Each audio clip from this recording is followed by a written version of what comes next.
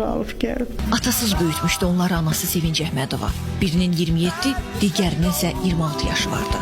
Arzuları vardı qardaşların. Onlardan biri nişanlı, digəri subay idi. Vətən müharibəsinin ilk günü Sevinç ana əvvəl kiçik, bir neçə saat sonra isə böyük oğlunun şəhid xəbərini alır. Əli və İslam Əhmədov qardaşları sevdikləri vətən uğrunda şəhid olurlar. Birinci İslam şəhid olubdu. Sonra Əli, amma birinci Əli gəlib. İslam böyük qardaşına yol veribdi.